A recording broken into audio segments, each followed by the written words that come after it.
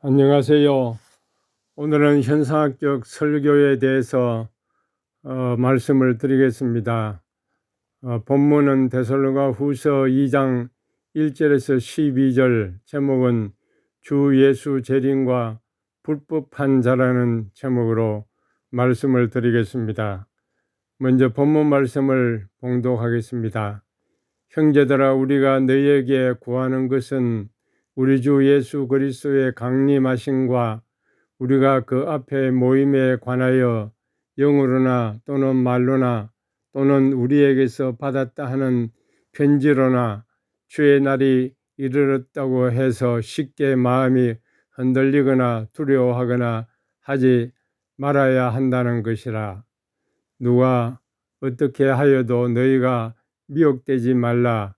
먼저 배교하는 일이 있고 저 불법의 사랑 곧 멸망의 아들이 나타나기 전에는 그날이 이르지 아니하리니 그는 대적하는 자라 신이라고 불리는 모든 것과 숭배함을 받는 것에 대항하여 그 위에 자기를 높이고 하나님의 성전에 앉아 자기를 하나님이라고 내세우느니라. 내가 너희와 함께 있을 때에 이 일을 너희에게 말한 것을 기억하지 못하느냐? 너희는 지금 그로 하여금 그의 때에 나타나게 하려 하여 막는 것이 있는 것을 아나니 불법의 비밀이 이미 활동하였으나 지금은 그것을 막는 자가 있어 그 중에서 옮겨질 때까지 하리라. 그때에 불법한 자가 나타나리니 주 예수께서 그 입의 기운으로 그를 죽이고 강림하여 나타나심으로 패하시리라. 악한 자의 나타남은 사탄의 활동을 따라 모든 능력과 표적과 거짓 기적과 불의의 모든 속임으로 멸망하는 자들에게 있으리니 이는 그들이 진리의 사랑을 받지 아니하여 구원함을 받지 못함이라. 이러므로 하나님이 미혹의 역사를 그들에게 보내사 거짓 것을 믿게 하심은 진리를 믿지 않고 불의를 좋아하는 모든 자로 하여금 심판을 받게 하려 하심이라. 아멘. 사랑하는 형제 자매 여러분, 오늘 밤 별들이 반짝이는 하늘에 우리가 여행을 떠나게 될 고요한 바다에 떠있는 섬, 그것이 바로 데살로니가 후서입니다. 이 섬은 첫 번째 여행에서 본 데살로니가 전서로부터 시간이 흐른 후에 약 6개월에서 1년 후에 다시 찾아온 곳입니다. 데살로니가 그것은 고대 그리스의 수많은 별들 중에서도 빛나는 도시였으며 이 도시의 교회는 사도 바울, 실라, 디모데가 함께 건설한 교회당입니다. 우리가 함께 들여다볼 데살로니가 후서 2장 1절에서 12절, 이 본문은 평화로운 밤 하늘을 가로지르는 유성, 그것이 주 예수 그리스도의 재림에 대한 바울의 경고입니다. 그 시기에는 이미 그리스도의 재림에 대한 잘못된 예측이나 가르침이 밤 하늘을 가득 메우고 있었고 이로 인해 많은 별들이 혼란스러워하고 있었습니다. 바울은 이 혼란 속에서 두 가지 빛나는 별을 강조합니다.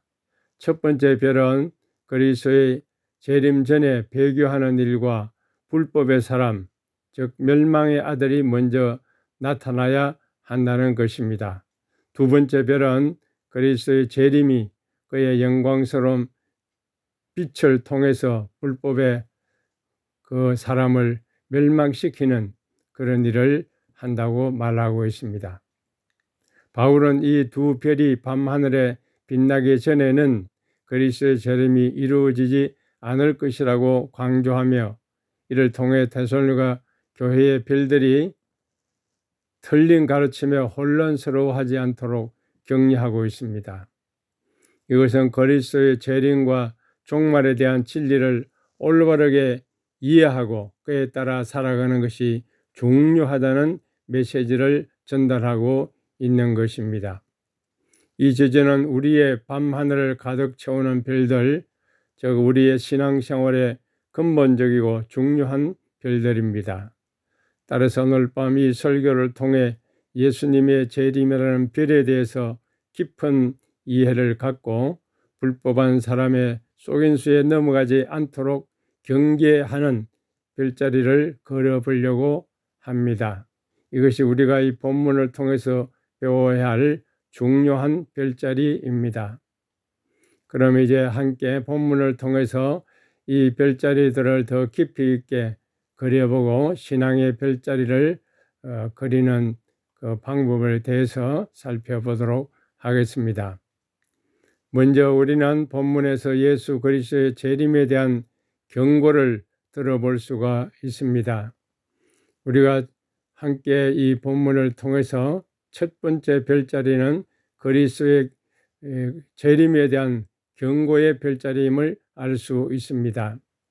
본문에서는 우리 주 예수 그리스도의 강림하심과 우리가 그 앞에 모임에 관하여 본문 1절에서 말씀하고 있는데, 그것은 예수님의 두 번째 재림을 의미하는 별자리입니다. 예수님의 첫 번째 강림, 별이 태어난 것처럼 그의 탄생과 달리 이번에는 전능하게 빛나는 별, 두 번째 별로서 주님이 오신다고 말하는 것입니다. 그날은 우리 별들이 더 밝게 빛나는 날이 될 것이고 주님을 만나는 날이고 또 우리의 별이 완전히 빛나는 구원이 완성되는 날입니다. 그러나 이 별자리는 경고의 별도 함께 빛나고 있습니다. 영으로나 또는 말로나 또는 우리에게 받았다는 편지로나 주의 날이 이르렀다고 해서 쉽게 마음이 흔들리거나 두려워하거나 하지 말아야 한다는 것입니다. 이 별은 우리에게 주의를 요구하고 있습니다. 우리는 예수님의 재림을 기대하며 빛나야 하지만 또한 그를 성실하게 기다리거나 혹은 두려움 없이 기다리는 별들이 되어야 한다는 것입니다. 주님의 재림을 확신하면서 그날을 기다리는 동안 끊임없이 우리는 그 별자리에서 머무르면서 살아가야 한다는 것이죠. 따라서 그리스도의 재림에 대한 이 경고의 별자리는 우리가 어떻게 살아가야 하는지, 어떤 태도로 예수님의 재림을 기다려야 하는지를 가르쳐 줍니다. 그리스도의 재림은 확실한 별이지만 그 시기는 오직 아버지 하나님만이 알고 있는 별자리입니다. 그러므로 우리는 이 세상에서 별처럼 빛나면서 주님의 별자리를 지키고 사랑의 별로서 서로 섬기면서 그리스도의 재림을 기다려야 하는 것입니다. 이것이 바로 예수 그리스도의 재림에 대한 경고의 별자리를 이해하고 그 별자리를 그리는 방법이라고 할 수 있을 것입니다. 다음으로 불법한 자의 나타남에 대한 경고의 별자리입니다. 잘못된 길을 걷는 자에 대한 경고의 중요성을 말해주고 있는 것입니다. 성경은 저 법을 어기는 자 곧 멸망을 초래하는 아들이라고 서술하고 있습니다. 3절에 보면 멸망을 초래하는 아들과 법을 어기는 자는, 이 표현은 시간의 끝에 등장하는 악의 존재인 안티크리스토를 가리키는 말입니다. 멸망을 초래하는 아들이라는 말은 그가 결국 파멸을 가져오는 존재라는 것을 의미하고, 법을 어기는 자는 말은 그가 하나님의 법을 무시하는 존재라는 것을 강조하고 있습니다. 멸망의 아들과 법을 어기는 자라는 표현은 시간의 끝에 등장하는 안티크리스토를 가리키는 것입니다. 안티크리스토란 말은 신약 성경에서 찾을 수 있는 말로서 그리스도의 원어에서 이 안티크리스토란 말은 반대하는 자, 대신하는 자라는 의미가 있습니다. 이 말은 종교적인 문맥에서 종종 시간의 끝에 나타나 하나님을 모독하고 세상을 혼란에 빠뜨리는 존재를 가리키는 데 사용됩니다. 그러나 엔티크리스도가 구체적으로 누구를 가르치는지는 확실하게 알려져 있지 않습니다. 엔티크리스도는 일반적으로 상징적인 존재로서 하나님과 그의 백성에 대항하여 거짓과 혼란을 퍼뜨리는 역할을 하는 존재를 가리키는 것으로 이해하는 것이 일반적인 것입니다. 이 존재가 시간의 끝에서 나타나 하나님을 모독하고 세상을 혼란에 빠뜨릴 것이라는 예언의 말씀입니다. 이로 인해 우리는 이 존재가 초래할 위기를 대비하고 그에 맞서 신앙을 굳건하게 하는 것이 요구된다는 메시지를 전달받고 있는 것입니다. 그러면 이 불법한 자의 본질은 무엇일 것이 되겠습니까? 성경은 그를 모든 것을 거역하는 자, 신이라 불리우는 모든 것과 숭배를 받는 것을 거스려 자신을 높여 신의 성전에 앉아 자신을 신이라 주장하는 자로 4절에 묘사되고 있습니다. 그는 사탄, 하나님과 그를 숭배하는 모든 것을 반대하는 존재로서 자신을 신과 같이 높이고 사람들을 현혹시키고 있다는 것을 알 수가 있습니다. 크라이스트라는 이 말은 사탄의 지배를 받아 등장하는 인물로서 성경에서 그가 다양한 방법으로 사람들을 현혹시키려고 한다는 것을 보여주고 있는 것입니다. 그의 활동 방식을 몇 가지를 살펴보면 먼저는 거짓 기적과 창조를 행하고 있습니다. 성경은 엔티크라이스트가 거짓의 기적과 창조를 통해서 사람들을 현혹시킬 것이라고 말합니다.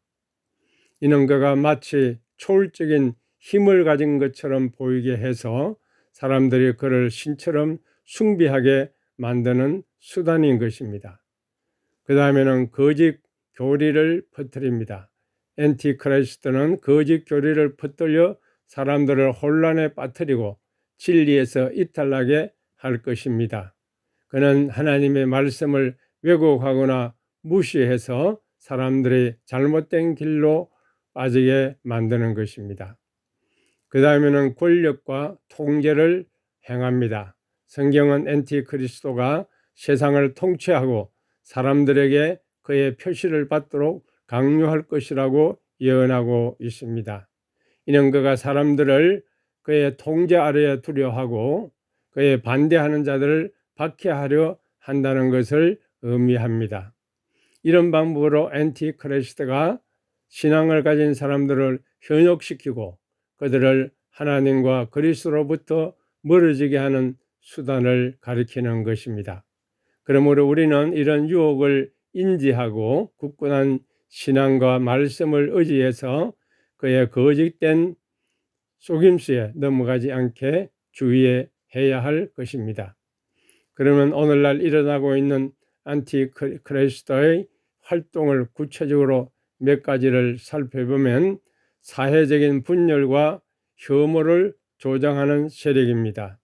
안티크리스도는 사회적인 분열과 혐오를 조장해서 사람들을 갈라놓고 대립시키는 데 관심을 가지고 있습니다. 이는 사회적인 이슈에 대한 지나친 강경한 입장을 취하거나 특정 집단을 비난하고 모욕하는 은행을 통해서 나타날 수 있습니다. 또한 사회적인 이해관계를 뒤섞고 혼란을 유발하는 정보를 전파해서 분열을 조장할 수도 있습니다. 거짓 정보를 전파합니다. 안티크리스도는 거짓 정보를 활용해서 혼란을 조장하고 사람들을 속이는 데 주력할 수 있습니다. 이는 소설, 미디어를 통한 가짜 뉴스나 선동적인 이야기들, 그것을 확신을 가지고 나타낼 수 있습니다. 거짓 정보를 활용해서 사람들이 불안감을 조성하고 혼란을 유발해서 사회적인 안정을 위협하게 하는 것입니다. 또한 권력의 남용과 독재적 행위를 볼 수 있습니다. 일부 정치인이나 지도자들은 안티그리스도의 행동을 보일 수 있습니다. 이는 권력을 남용해서 자신의 이익을 추구하거나 민주적인 원칙을 무시하고 독재적인 행위를 일삼는 것입니다. 이러한 행동은 사회적인 불만과 불안을 증폭시키면서 안정을 위협할 수 있습니다. 또한 기술을 통한 인간 제어 활동으로도 나타날 수 있습니다. 안티그리스도는 기술을 통해서 사람들을 통제하고 조종하는 데 관심이 있습니다. 이는 개인정보의 남용이나 인터넷을 통한 개인정보 유출을 통해서 개인의 프라이버시를 침해하고 개인의 행동을 추적하거나 또 조작해서 사회적인 통제를 강화하는 것으로 나타날 수도 있을 것입니다. 이러한 일들은 오늘날 현대 사회에서 안티그리스도의 이 활동을 일부 반영한 것이라고 볼 수 있고 안티그리스도의 본질적인 특성을 보여주는 것이라고 할 수가 있을 것입니다. 이제 마지막 미혹의 역사와 진리의 중요성에 대해서 말씀을 드리겠습니다. 우리가 깊게 이해해야 할 것은 이 미혹의 역사와 진리를 지키는 가치입니다. 성경은 그 불법의 사람은 사탄의 역사를 따라 강력하게 표적이며 기적이며 거짓된 이적들로 온다고 9절에 말씀하고 있습니다. 이 문장은 사탄의 미혹의 역사를 그리고 있습니다. 사탄은 거짓된 이적과 기적으로 인류를 현혹하는 폭력적인 역사를 가지고 있습니다. 미혹의 역사는 에덴 동산에서 시작이 되었습니다. 사탄은 뱀의 형상으로 나타나 하와를 현혹했습니다. 그는 하나님의 말씀을 왜곡하고 거짓말을 통해서 하와를 속였습니다. 그 결과 세상에 죄가 들어오게 되었죠. 이 사탄의 미혹의 역사는 세상이 종말을 맞을 때까지 이렇게 계속될 것입니다. 그러나 우리는 이런 미혹에 빠지지 않기 위해서는 진리를 따르는 것이 중요합니다. 성경은 그러므로 신이 그들에게 유혹의 역사를 보내어 거짓을 믿게 하심은이라고 11절에 말하고 있습니다. 이 구절은 진리를 믿는 것의 중요성을 강조하고 있습니다. 진리를 믿지 않는 이들은 사탄의 미혹에 쉽게 빠져들 수 있기 때문입니다. 따라서 우리는 하나님의 말씀, 진리를 깊게 이해하고 믿어야 합니다. 또한 우리는 이 세상에서 일어나는 모든 일들을 하나님의 말씀에 따라서 판단해야 합니다. 이것이 바로 사탄이 거짓된 이적과 기적 그리고 미혹으로부터 우리 자신을 보호하는 방법이 되는 것입니다. 이것이 바로 미혹의 역사와 진리의 가치를 이해하고 실천하는 방법이 될 것입니다. 미혹의 역사와 진리의 중요성에 대해서 예를 든다고 하면 이스라엘 백성들이 황금 송아지를 만들어서 숭배했던 이야기를 떠올려 볼 수 있을 것입니다. 이스라엘 사람들이 모세가 시내산에서 올라간 동안 그를 기다리는 데 지쳤습니다. 그래서 아론에게 황금 송아지를 만들어 숭배하게 만들었습니다. 그들은 이 황금 송아지 앞에서 춤을 추고 축제를 즐겼습니다. 이스라엘 사람들은 하나님의 지시를 어기고 그들 스스로가 만든 우상에 빠져들었던 것입니다. 이 이야기는 미혹의 위험성과 진리를 따르는 것의 가치를 깊이 이해하게 해주는 것입니다. 이스라엘 사람들은 하나님의 명령을 잊어버리고 미혹에 빠져서 우상을 숭배하였고 그 결과 또 하나님의 분노를 불러일으켰던 것입니다. 반대로 하나님의 지시를 기억하고 하나님에게 충성하였다고 하면 그런 결과가 없었을 것이라고 볼 수 있습니다. 오늘날 우리도 매일매일 수많은 유혹에 직면하고 있습니다. 소셜미디어, 뉴스, 영화 등 끝없는 정보의 바다에서 진실을 찾는 것은 쉽지 않습니다. 때로는 우리가 믿고 있는 것이 진실인지 아닌지 확신하기 어려울 수도 있습니다. 그러나 이런 상황에서도 우리는 성경 말씀, 하나님의 말씀을 통해서 진리를 구해야 합니다. 성경은 우리에게 진실을 가르쳐주고 미혹에 빠지지 않도록 도와줍니다. 이것이 바로 미혹의 역사와 진리의 중요성을 이해하고 실천하는 방법이 될 것입니다. 결론적으로 오늘 우리와 함께 공부한 주제는 예수 그리스도의 재림에 대한 경고, 불법한 자의 등장과 거기에 대한 경고, 그리고 미혹의 역사와 진리의 중요성에 대한 가르침입니다. 이 세 가지 주제는 우리에게 어떻게 살아야 하는지, 어떤 자세로 예수님의 재림을 기다려야 하는지, 그리고 어떻게 미혹에 빠지지 않고 진리를 따르는지에 대한 방향을 제시해 주고 있습니다. 이 말씀 속에 드러나는 하나님의 의도와 계획은 첫째로는 우리 주 예수 그리스도의 재림과 그와 함께 오는 사건, 특히 불법의 사람의 등장에 대한 경고를 통해서 나타납니다. 이것은 하나님의 계획의 일부로서 그리스도의 재림은 우리 구속 사역의 인류 구원의 완성을 의미하고, 반대로 불법의 사람의 등장은 세상의 혼란과 하나님과 악의 대립을 예고해 주고 있습니다. 둘째로 하나님의 의도는 그리스도인들이 진리를 사랑하고 믿음을 지키며 불법의 사람에게 미혹되지 않는 것을 통해 드러납니다. 성경에서 예수 그리스도의 재림, 구원의 완성에 대한 내용이 이렇게 묘사되고 있습니다. 주님은 그의 입의 기운으로 그를 죽이시고 강림하여 나타나심으로 폐하시리라고 말씀하고 있습니다. 이 문장은 그리스도의 재림이 우리의 최종 구원을 완성하는 중요한 사건임을 보여주고 있습니다. 따라서 우리는 이러한 교훈들을 통해서 예수 그리스도의 재림을 기다리는 동안 우리가 자신이 어떻게 살아야 하는지, 그리고 미혹에 빠지지 않고 진리를 따르는 방법에 대해 깊이 생각해 볼 필요가 있는 것입니다. 그러면 이런 교훈을 우리의 삶에 어떻게 실천해 나갈 수 있겠습니까? 몇 가지 말씀을 당부합니다. 첫째로는 진실을 사랑하고 믿음을 견지해야 합니다. 우리의 일상에서 진실에 중심을 두고 오해와 거짓에서 벗어나야 합니다.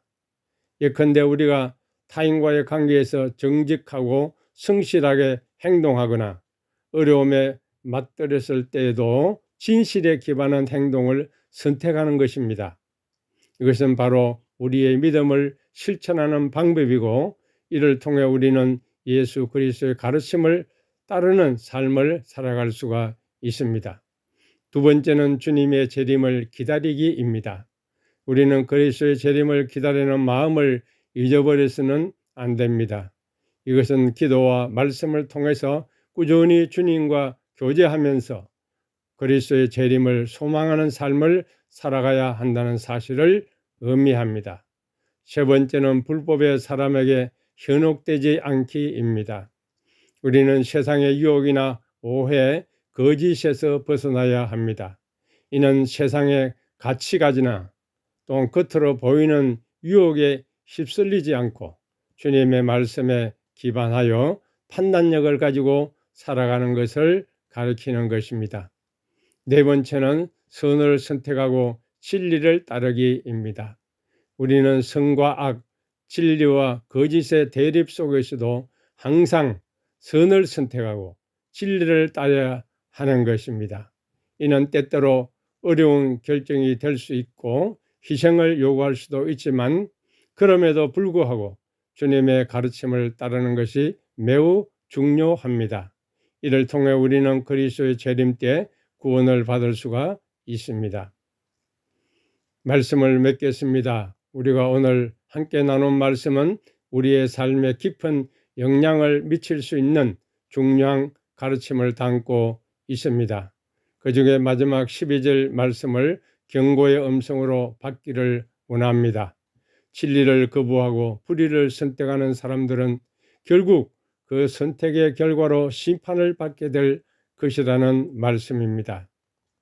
진리라는 용어는 여기서 예수 그리스도와 그의 가르침을 의미합니다. 그리스도를 통해 오는 구원의 메시지를 받아들이지 않고 그 대신 거짓과 불의를 택하는 사람들은 심판을 받게 된다는 것이 이 구절의 핵심 내용입니다. 또한 이 구절은 하나님이 사람의 자유의지를 존중하는 사실을 또한 보여줍니다. 사람들이 거짓을 믿게 되는 것은 하나님이 그들에게 미혹의 역사를 보냈기 때문이 아니라 그들 스스로 진리를 거부하고 불의를 선택했기 때문입니다.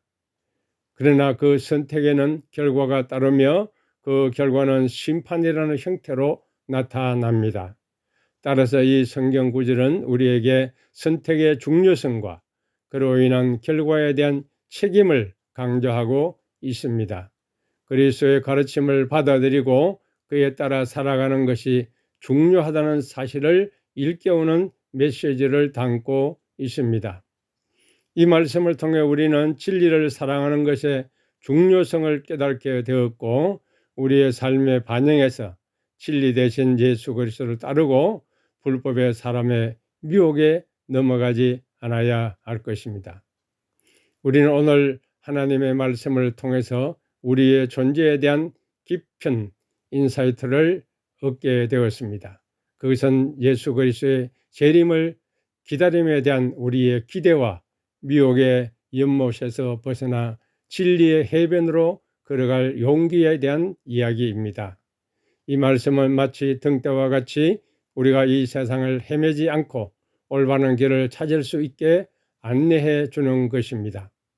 이런 교훈들이 우리의 삶에 실제적인 가치를 더하기를 바라며 우리 모두가 예수님의 재림을 기다리는 동안 그의 말씀을 끊임없이 지키고 사랑으로 이웃을 섬기고 이 세상에서 선하게 살아가는 그리스도의 삶을 살아가도록 해야 할 것입니다.